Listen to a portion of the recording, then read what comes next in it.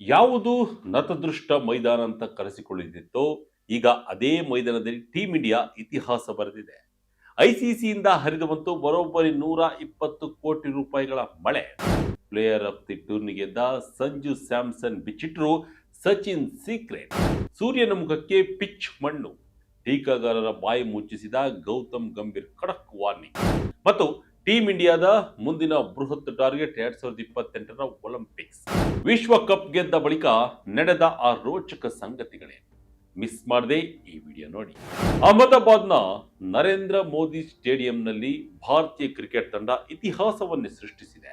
ಯಾವುದು ನತದೃಷ್ಟ ಮೈದಾನವಾಗಿತ್ತೋ ಈಗ ಅದೇ ಮೈದಾನದಲ್ಲಿ ಟೀಂ ಇಂಡಿಯಾ ಗೆದ್ದು ಬೀಗಿದೆ. ಸತತ 2ನೇ ಬಾರಿ ಟಿ20 ವಿಶ್ವಕಪ್ ಟ್ರೋಫಿಯನ್ನ ಎತ್ತಿ ಹಿಡಿಯುವ ಮೂಲಕ ಇಡೀ ದೇಶವೇ ಹೆಮ್ಮೆ ಪಡುವಂತಹ ಸಾಧನೆ ಮಾಡಿದೆ. ಸೂರ್ಯಕುಮಾರ್ ಯಾದವ್ ನಾಯಕತ್ವದ ಟೀಂ ಇಂಡಿಯಾ ವಿಶ್ವಕಪ್ ಮಾತ್ರವಲ್ಲದೆ ಕೋಟ್ಯಾಂತರ ರೂಪಾಯಿಗಳ ಭಾರೀ ಬಹುಮಾನವನ್ನ ತನ್ನದಾಗಿಸಿಕೊಂಡಿದೆ. ಟ್ರೋಫಿ ಗೆದ್ದ ಖುಷಿ ಒಂದೆಡೆಯಾದರೆ ಟೀಂ ಇಂಡಿಯಾ ಆಟಗಾರರು ಮೈದಾನದಲ್ಲಿ ತೋರಿದ ಭಾವನಾತ್ಮಕ ಕ್ಷಣಗಳು, ಕೋಚ್ ಗೌತಮ್ ಗಂಭೀರ್ ಟೀಕಾಗಾರರಿಗೆ ನೀಡಿದ ಖಡಕ್ ತಿರುಗೇಟು ಮತ್ತು ಪ್ಲೇಯರ್ ಆಫ್ ದಿ ಟೂರ್ನಮೆಂಟ್ ಪ್ರಶಸ್ತಿ ಗೆದ್ದ ಸಂಜು ಸ್ಯಾಮ್ಸನ್ ಬಿಚ್ಚಿಟ್ಟ ಸೀಕ್ರೆಟ್, ಇವೆಲ್ಲವೂ ಈಗ ಸೋಷಿಯಲ್ ಮೀಡಿಯಾದಲ್ಲಿ ಸಿಕ್ಕಾಬಟ್ಟೆ ವೈರಲ್ ಆಗುತ್ತಿವೆ. ಅಷ್ಟೇ ಅಲ್ಲ, ಟೀಂ ಇಂಡಿಯಾದ ಮುಂದಿನ ಟಾರ್ಗೆಟ್ ಕೂಡ ರಿವೀಲ್ ಆಗಿದೆ. ಹಾಗಾದ್ರೆ ಭಾರತ ಟಿ20 ವಿಶ್ವಕಪ್ ಗೆದ್ದ ಬಳಿಕ ಏನೆಲ್ಲ ಆಯಿತು? ಟೀಂ ಇಂಡಿಯಾಗೆ ಬಂದ ದುಡ್ಡೆಷ್ಟು? ಗಂಭೀರ್ ಯಾರಿಗೆಲ್ಲ ಕೃತಜ್ಞತೆ ಸಲ್ಲಿಸಿದ್ರು? ಭಾರತದ ನೆಕ್ಸ್ಟ್ ಟಾರ್ಗೆಟ್ ಏನು ಎಂಬುದನ್ನ ಈ ವಿಡಿಯೋದಲ್ಲಿ ನೋಡೋಣ ಬನ್ನಿ. ಚಾಂಪಿಯನ್ ಟೀಂ ಇಂಡಿಯಾಗೆ ಭರ್ಜರಿ ಬಹುಮಾನ. ಐಸಿಸಿಯಿಂದ ಬರೋಬ್ಬರಿ 120 ಕೋಟಿ ರೂಪಾಯಿ ಹಂಚಿಕೆ.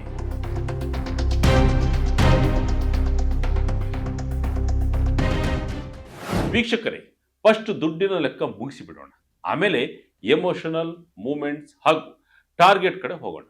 ಅಹಮದಾಬಾದ್ನಲ್ಲಿ ನಡೆದ ಈ ಹೈ ವೋಲ್ಟೇಜ್ ಫೈನಲ್ ಪಂದ್ಯದಲ್ಲಿ ಭಾರತ ಕೇವಲ ಟ್ರೋಫಿ ಮಾತ್ರವಲ್ಲ, ಭಾರಿ ಆರ್ಥಿಕ ಬಹುಮಾನವನ್ನ ಜಯಿಸಿದೆ.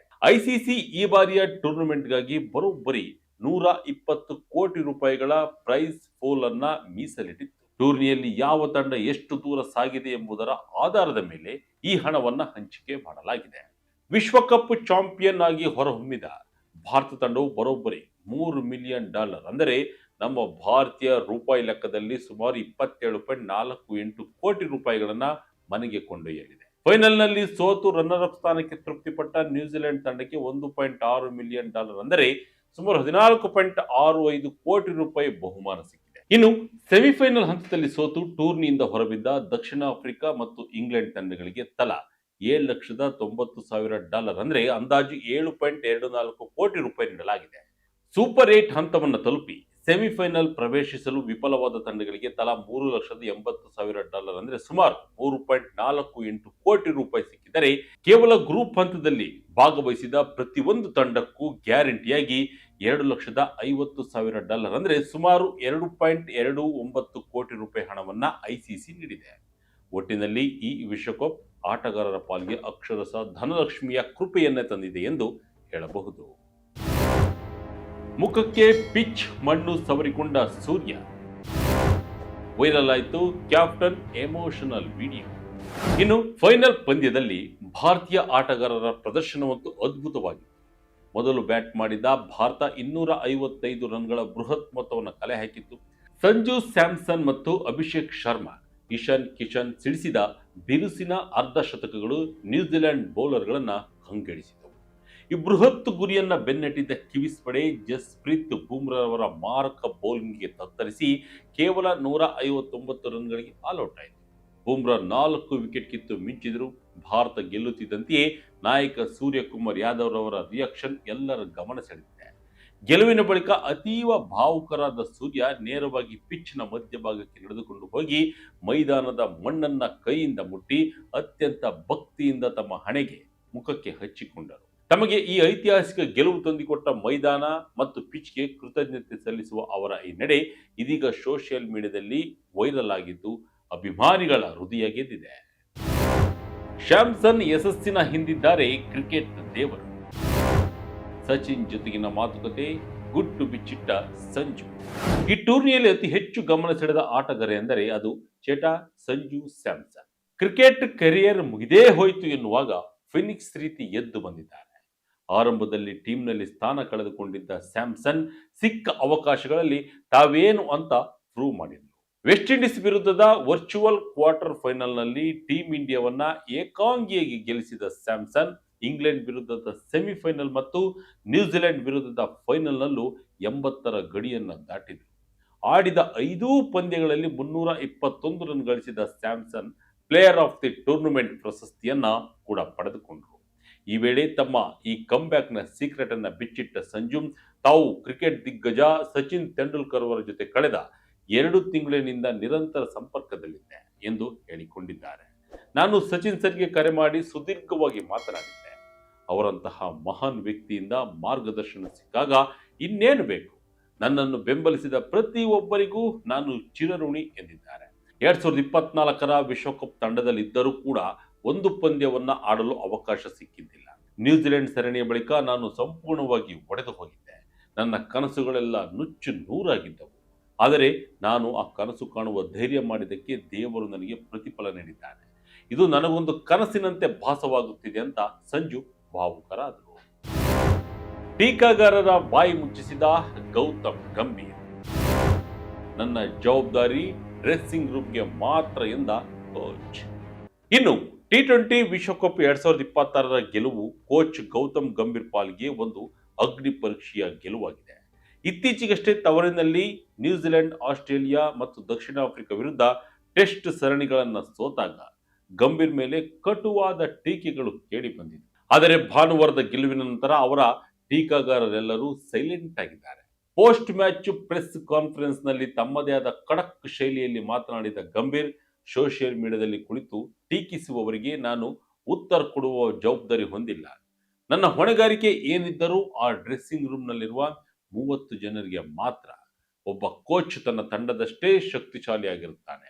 ಆಟಗಾರರೇ ನನ್ನನ್ನು ಈ ಮಟ್ಟದ ಕೋಚ್ ಆಗಿ ಮಾಡಿದ್ದಾರೆ ಎಂದು ಟಾಂಗ್ ನೀಡಿದ್ದಾರೆ. ಈ ಗೆಲುವಿನ ಮೂಲಕ ಭಾರತ 3 T20 ವಿಶ್ವಕಪ್ ಗೆದ್ದ ಮೊದಲ ತಂಡ, ತನ್ನ ಪ್ರಶಸ್ತಿಯನ್ನು ಉಳಿಸಿಕೊಂಡ ಮೊದಲ ತಂಡ ಹಾಗೂ ತವರಿನಲ್ಲಿ ಟ್ರೋಫಿ ಗೆದ್ದ ಮೊದಲ ತಂಡ ಎಂಬ ಹೆಗ್ಗಳಿಕೆಗೆ ಭಾರತ ಪಾತ್ರವಾಗಿದೆ. ದ್ರಾವಿಡ್ ಲಕ್ಷ್ಮಣ್ಗೆ ಕ್ರೆಡಿಟ್ ಕೊಟ್ಟ ಗಂಭೀರ್. ಗೆಲುವಿನ ಗುಟ್ಟು ಬಿಚ್ಚಿಟ್ಟ ಟೀಂ ಇಂಡಿಯಾ ಕೋಚ್. ಇನ್ನು ಗೆಲುವಿನ ಸಂಭ್ರಮದಲ್ಲೂ ಗಂಭೀರ್ ಹಿಂದಿನ ಕೋಚ್ ರಾಹುಲ್ ದ್ರಾವಿಡ್ ಮತ್ತು NCA ಮುಖ್ಯಸ್ಥ VVS ಲಕ್ಷ್ಮಣ್ ಅವರನ್ನ ಮರೆಯಲಿಲ್ಲ. ನಾನು ಈ ಟ್ರೋಫಿಯನ್ನ ರಾಹುಲ್ ಬಾಯ್ ಹಾಗೂ ಲಕ್ಷ್ಮಣ್ ಅವರಿಗೆ ಅರ್ಪಿಸುತ್ತೇನೆ. ರಾಹುಲ್ ದ್ರಾವಿಡ್ ರವರು ತಂಡವನ್ನ ಒಂದು ಹಂತಕ್ಕೆ ತಂದರೆ ಲಕ್ಷ್ಮಣ್ NCA ಮೂಲಕ ಪ್ರತಿಭೆಗಳನ್ನ ಬೆಳೆಸಿದ್ದಾರೆ. ಹಾಗೆಯೇ ಟೀಕೆಗಳನ್ನ ಎದುರಿಸಿಯೂ ಪ್ರಾಮಾಣಿಕವಾಗಿ ಕೆಲಸ ಮಾಡಿದ ಚೀಫ್ ಸೆಲೆಕ್ಟರ್ ಅಜಿತ್ ಅಗರ್ಕರ್ ಮತ್ತು ICC ಚೇರ್ಮನ್ ಜೈಶಾ ಅವರಿಗೂ ಧನ್ಯವಾದ. ಟೆಸ್ಟ್ ಸರಣಿ ಸೋತು ನಾನು ಕಂಗೆಟ್ಟಿದ್ದಾಗ ಜೈಶಾ ನನಗೆ ಕರೆ ಮಾಡಿ ಧೈರ್ಯ ತುಂಬಿದ್ದರು ಎಂದು ಗಂಭೀರ್ ನೆನಪಿಸಿಕೊಂಡಿದ್ದಾರೆ. ನಾವು ಸೋಲುವ ಭಯವನ್ನ ಬಿಚ್ಚಿಡಬೇಕು. 120 ರನ್ಗೆ ಔಟ್ ಆದರೂ ಪರವಾಗಿಲ್ಲ, ಆದರೆ ರಕ್ಷಣಾತ್ಮಕ ಆಟವಾಡಬಾರದು. ಸೆಮಿಫೈನಲ್ ಮತ್ತು ಫೈನಲ್ನಲ್ಲಿ 250 ರನ್ ಬಾರಿಸುವ ಧೈರ್ಯ ತೋರಿದ್ದೇ ನಮ್ಮ ಗೆಲುವಿನ ಗುಟ್ಟು ಎಂದು ಅವರು ಹೇಳಿದ್ದಾರೆ. ಹಾಗೆಯೇ ನಾವೆಲ್ಲರೂ ವೈಯಕ್ತಿಕ ಮೈಲುಗಲ್ಲುಗಳನ್ನು ಆಚರಿಸುವುದನ್ನು ನಿಲ್ಲಿಸಿ ಟ್ರೋಫಿಗಳನ್ನು ಗೆಲ್ಲುವತ್ತ ಗಮನ ಹರಿಸಬೇಕು ಎಂದು ಕೂಡ ಕರೆ ನೀಡಿದ್ದಾರೆ. ಇದು ಕೂಡ ಕ್ರಿಕೆಟ್ ಜಗತ್ತಿನಲ್ಲಿ ಬಹಳ ಚರ್ಚೆ ಆಗ್ತಾ ಇದೆ. ಮುಂದಿನ ಟಾರ್ಗೆಟ್ ಲಾಸ್ ಏಂಜಲೀಸ್ ಒಲಿಂಪಿಕ್ಸ್. 128 ವರ್ಷಗಳ ಬಳಿಕ ಒಲಿಂಪಿಕ್ಸ್ಗೆ ಕ್ರಿಕೆಟ್ ಎಂಟ್ರಿ. ಓಕೆ, ಈಗ ನೆಕ್ಸ್ಟ್ ಟಾರ್ಗೆಟ್ ಕಡೆ ಬರೋಣ. T20 ವಿಶ್ವಕಪ್ ಮುಗಿದ ಬೆನ್ನಲ್ಲಿ ಸೂರ್ಯಕುಮಾರ್ ಯಾದವ್ ಅವರು ತಮ್ಮ ಮುಂದಿನ ಗುರಿಯನ್ನ ಬಹಿರಂಗಪಡಿಸಿದ್ದಾರೆ. ಪಂದ್ಯದ ನಂತರ ಮಾತನಾಡಿದ ಅವರು, ನಮ್ಮ ಮುಂದಿನ ಗುರಿ 2028ರಲ್ಲಿ ಅಮೆರಿಕದ ಲಾಸ್ ಏಂಜಲೀಸ್ ನಲ್ಲಿ ನಡೆಯಲಿರುವ ಒಲಿಂಪಿಕ್ಸ್ ನಲ್ಲಿ ಚಿನ್ನದ ಪದಕ ಗೆಲ್ಲುವುದು. ಆ ವರ್ಷ ಆಸ್ಟ್ರೇಲಿಯಾ ಮತ್ತು ನ್ಯೂಜಿಲೆಂಡ್ ನಲ್ಲಿ ನಡೆಯಲಿರುವ ಮುಂದಿನ T20 ವಿಶ್ವಕಪ್ ಅನ್ನು ಕೂಡ ನಾವು ಗೆಲ್ಲಬೇಕಿದೆ ಎಂದಿದ್ದಾರೆ. ಎಸ್, ಬರೋಬ್ಬರಿ 128 ವರ್ಷಗಳ ಸುದೀರ್ಘ ಅಂತರದ ನಂತರ ಒಲಿಂಪಿಕ್ಸ್ ಕ್ರೀಡಾಕೂಟಕ್ಕೆ ಕ್ರಿಕೆಟ್ ಮರಳುತ್ತಿದೆ. 2028ರ ಲಾಸ್ ಏಂಜಲೀಸ್ ಒಲಿಂಪಿಕ್ಸ್ ನಲ್ಲಿ ಪುರುಷರ ಮತ್ತು ಮಹಿಳೆಯರ ವಿಭಾಗದಲ್ಲಿ ತಲಾ 6 ತಂಡಗಳು T20 ಮಾದರಿಯಲ್ಲಿ ಸೆಣಸಾಡಲಿವೆ. ಪ್ರತಿ ವಿಭಾಗದಲ್ಲೂ ಒಟ್ಟು 90 ಆಟಗಾರರು ಭಾಗವಹಿಸಲಿದ್ದಾರೆ. ಕ್ರಿಕೆಟ್ ಜೊತೆಗೆ squash, flag football, baseball, soft ball ಮತ್ತು ಲ್ಯಾಕ್ರೋಸ್ ಕ್ರೀಡೆಗಳನ್ನು ಕೂಡ ಒಲಿಂಪಿಕ್ಸ್ಗೆ ಸೇರಿಸಲಾಗಿದೆ. ಇನ್ಮೇಲೆ ಒಲಿಂಪಿಕ್ಸ್ನಲ್ಲಿ ಮತ್ತೊಂದು ಚಿನ್ನವನ್ನ ನಾವು ಎಕ್ಸ್ಪೆಕ್ಟ್ ಮಾಡಬಹುದು.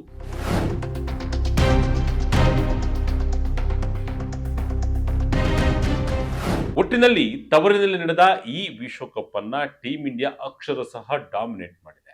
ಬ್ಯಾಟಿಂಗ್, ಬೌಲಿಂಗ್ ಹಾಗೂ ಫೀಲ್ಡಿಂಗ್ ಹೀಗೆ 3 ವಿಭಾಗಗಳಲ್ಲಿ ಯುವ ಪಡೆ ತೋರಿದ ಆಕ್ರಮಣಕಾರಿ ಆಟ ನಿಜಕ್ಕೂ ಅದ್ಭುತವಾಗಿತ್ತು. 3ನೇ ಬಾರಿಗೆ T20 ಕಿರೀಟವನ್ನ ಮುಡಿಗೇರಿಸಿಕೊಂಡು ತಾವೇ ವಿಶ್ವದ ನೈಜ ಕ್ರಿಕೆಟ್ ಬಾಸ್ಗಳು ಎಂಬುದನ್ನ ಮತ್ತೆ ಸಾಬೀತು ಮಾಡಿದೆ. ಈಗ ಏನಿದ್ರು ಮುಂದೆ ನಡೆಯುವ IPL ಮೇಲೆ ಎಲ್ಲರ ಕಣ್ಣು ಬಿದ್ದಿದ್ದು. ಇದೆಲ್ಲ ಆದ್ಮೇಲೆ 2028ರ ಲಾಸ್ ಏಂಜಲೀಸ್ ಒಲಿಂಪಿಕ್ಸ್ ನಲ್ಲಿ ಭಾರತ ಕೊರಳಿಗೆ ಚಿನ್ನದ ಪದಕ ಬೀಳುತ್ತೆ ಎಂಬುದನ್ನ ಕಾದು ನೋಡಬೇಕಿದೆ. ಇದಾಗಿತ್ತು ಈ ಕ್ಷಣದ ಇಂಟ್ರೆಸ್ಟಿಂಗ್ ಸ್ಟೋರಿ. ಇದೇ ರೀತಿಯ ಸ್ಟೋರಿಗಾಗಿ Vijaya Karnataka website, YouTube page, Facebook page follow ಮಾಡ್ತಾ ಇರಿ. ಧನ್ಯವಾದಗಳು.